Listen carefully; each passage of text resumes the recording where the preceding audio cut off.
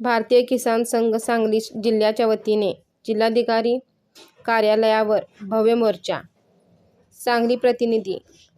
सांगली येथे जिल्हाधिकारी कार्यालयावर भारतीय किसान संघाच्या वतीने भव्य मोर्चा काढण्यात आला. शेतकऱ्यांच्या विविध मागण्यांसाठी हा मोर्चा काढण्यात आला. 10 फेब्रुवारी रोजी सकाळी 10 वाजता विलिंग्डन कॉलेज महाविद्यालय मार्गे जिल्हाधिकारी कार्यालयावर हा भव्य मोर्चा काढण्यात आला. या किसान मोर्चामध्ये शेतकऱ्यांना दिवसा विनाखंडित वीज मिळाली पाहिजे. नवीन वीज कनेक्शन तात्काळ सुरू करावे. शेतकऱ्यांना सोलर पंपाची सबसिडी त्यांच्या खात्यावर जमा करावी. सोलर पंप खरेदीचे पूर्ण स्वातंत्र्य मिळाले पाहिजे. प्रलंबित सोलर पंपाची जोडणी तात्काळ पूर्ण केली पाहिजे.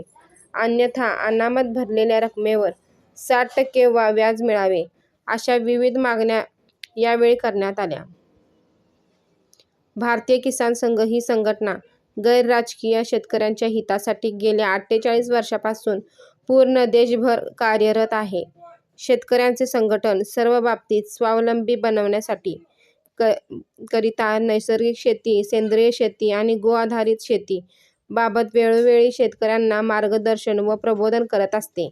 सांगली जिल्ह्यातील शेतकऱ्यांच्या विविध प्रश्नांकडे शासनाचे लक्ष वेधण्यासाठी हा मोर्चा आयोजित करण्यात आल्याचे जिल्हा अध्यक्ष अंबादास माळी यांनी सांगितले. यावेळी भारतीय किसान संघाचे सांगली जिल्हा अध्यक्ष अंबादास माळी, उपाध्यक्ष महावीर कर्वे, जिल्हा मंत्री अजित जाधव, जिल्हा सहमंत्री कृष्ण तपासे, कोषाध्यक्ष निलेश लोकरे, ऊर्जा आयाम प्रमुख नारायण वाघमोडे, जिल्हा विपणन प्रमुख दिलीप पाटील, रावसाहेब यातवडे, महेश कुलकर्णी, संदीप आबा गिड्डे पाटील व विशाल मोहिते भाजपा किसान मोर्चाचे अध्यक्ष सदस्य प्रदीप लोहार,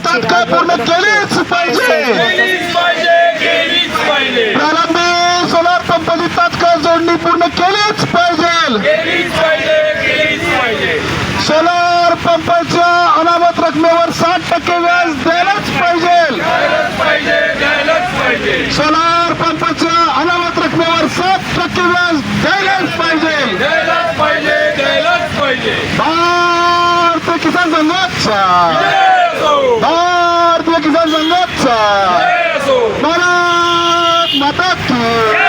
भारत माता की वंदे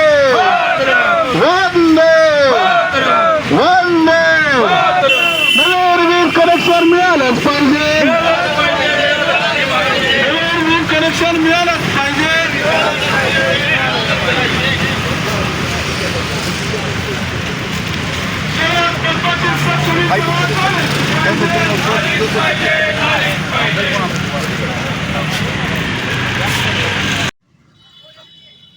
भारतीय किसान संघ महाराष्ट्र प्रदेश सांगली जिल्ह्याच्या वतीनं आम्ही आज कलेक्टर ऑफिसवर सांगली जिल्ह्यातल्या शेतकऱ्यांचा मोर्चा घेऊन आलेलो आहोत.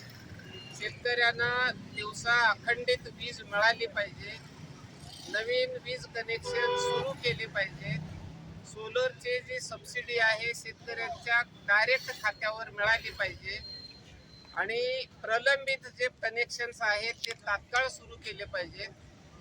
नाहीतर जर वेळ होत असेल कनेक्शन देण्यासाठी, जोडणीसाठी, तर 7% व्याजाने अनामत भरलेल्या रकमेवर 7% व्याजाने शेतकऱ्यांना नुकसान भरपाई मिळाली पाहिजे. ही आमची प्रमुख मागणी आम्ही घेऊन माननीय जिल्हाधिकारी कार्यालयावर आता. भारतीय किसान संघ ही देशातली एक अनोखी संघटना आहे. राष्ट्र सर्वप्रथम अशा पद्धतीचा विचार घेऊन राष्ट्रीय स्वयंसेवक संघाच्या विचार प्रणालीतली ही एक संघटना आहे जी शेतकऱ्यांच्यासाठी शेतकऱ्यांनी चालवलेली शेतकऱ्यांची संघटना आहे. ही पूर्णपणे स्वावलंबी आहे आणि गैर राजकीय पद्धतीनं आपण काम करतो. आत्ता एकूण पूर्ण राज्यामध्ये जे लक्षात येतं की जे काही वन्य प्राण्यांचे प्रश्न आहेत, जे रात्रीच्या वेळेला जाऊन अनेक दुखापती किंवा शेतकरी दगावत आहेत आणि त्याचं मुख्य कारण म्हणजे वीज दिवसा अखंडित मिळत नाही. 8-8 दिवसाच्या फरकाने ती वीज मिळत आहे. काही जिल्ह्यांमध्ये जसं माझा प्रवास पूर्ण राज्यभर असतो रात्रभर असतो, तर त्यात लक्षात येतं की लातूर जिल्ह्यामध्ये पूर्ण सगळ्या तालुक्यांमध्ये, सर्व तालुक्यांमध्ये अखंडित दिवसा वीज मिळालेली आहे. आमच्या सांगली जिल्ह्यामधल्या शेतकऱ्यांना का नाही द्यायची, तर ही मिळाली पाहिजे. आणि म्हणून आज जवळजवळ 7 ते 8 तालुक्यातले शेतकरी प्रतिनिधी म्हणून या ठिकाणी एकत्र आलेले आहेत. त्याचबरोबर शासनाची अतिशय चांगली योजना आहे की मागेल त्याला सौर पंप, परंतु त्याच्यामधल्या अडचणी, त्यातल्या त्रुटी पण दूर केल्या पाहिजे. आज राज्यातल्या लाखो शेतकऱ्यांनी अर्ज केलेला आहे सरकारकडे की आम्हाला कुसुम योजनेअंतर्गत आम्हाला सौर पंप मिळाला पाहिजे. त्याचं डिपॉझिट हे शासनाकडे ती अनामत रक्कम जमा केलेली आहे. परंतु आज 1-2 वर्ष झालं तरी अनेक शेतकऱ्यांना अशा पद्धतीनं सौर पंप दिला जात नाही, मिळत नाही. हिंगोलीसारखा अतिशय मराठवाड्यातला मागास जिल्हा, त्या जिल्ह्यामध्ये मी परवा दिवशी गेलो होतो. ते म्हटले आमच्या इथं सर्वांना ज्यांनी मागणी केली त्या सगळ्यांना सौर पंप मिळालेला आहे. तर सांगली जिल्ह्यामध्ये काय अडचण येते, आणि म्हणून आम्ही इथल्या जिल्हाधिकाऱ्यांना ती पण विनंती करायला आलोय की सर्वांना सौर पंप तातडीनं द्या. त्याच्यासाठी काय जी हालचाल जी हिंगोली जिल्ह्याने केली, तिथल्या जिल्हाधिकाऱ्यांनी केली, तिथल्या प्रशासनाने केलेली आहे, ती इथं पण केली गेली पाहिजे.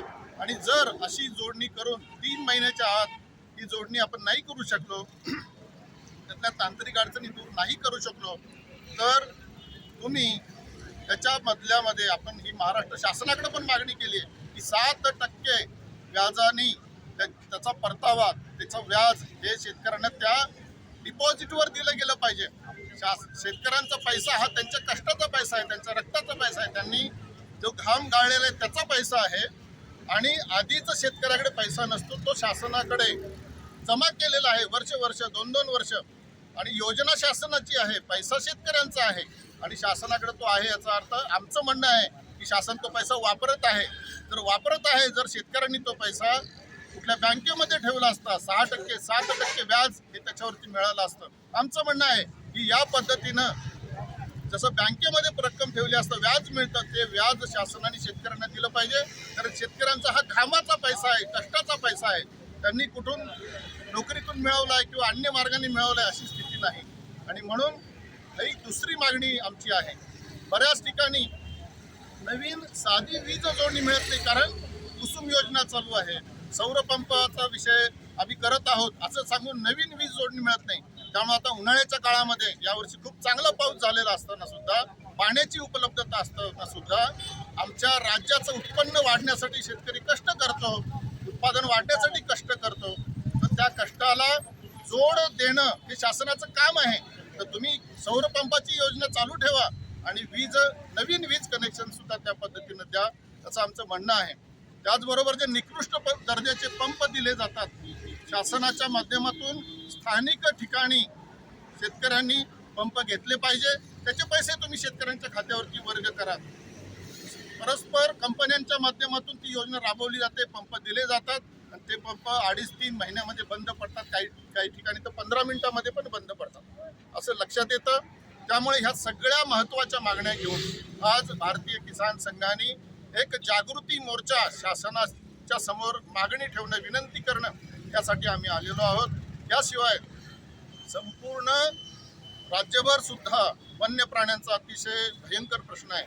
आपल्याकडे चांदोली अभयारण्य आहे, तिथेच प्रश्न आहे असं नाही, तर पूर्ण राज्यभर आणि आपल्या जिल्ह्यामध्ये सर्व जिल्ह्यांमध्ये वन्य प्राण्यांचा प्रश्न, रानडुक्कर असेल, हरिण असेल, आपल्या इथं सागरेश्वरचं अभयारण्य आहे, मोरांचा प्रश्न आहे, नदीमध्ये असलेला मगरींचा प्रश्न आहे. या प्रश्नांना शासनानेच उत्तर शोधणं आहे. म्हणून किसान संघाने म्हणून आपण शासनाला विनंती केली आहे की महसूल खातं, वन खातं, अर्थ खातं आणि गृह खातं यांनी एकत्र येऊन एक बैठक करून समन्वितपणे या समस्येला उत्तर शोधलं पाहिजे, कायमचं उत्तर शोधलं पाहिजे. आणि ते उत्तर जोपर्यंत मिळत नाही तोपर्यंत वन्य प्राण्यांच्यासाठी तुम्ही कुंपण घालून त्यांना वनामध्ये तरी त्यांना बंदिस्त करू शकता, किंवा शेतकऱ्यांना सहजपणे करता येण्यासारखं सहज सुलभ अशी 100% सबसिडीची अनुदान असण्याची एक कुंपण योजना ही आणा. कारण शेतकऱ्यांना तुम्ही 20% तरी रक्कम का खर्च करायला लावता, 100% अनुदानावरती कुंपण योजना ही सुरू झाली पाहिजे.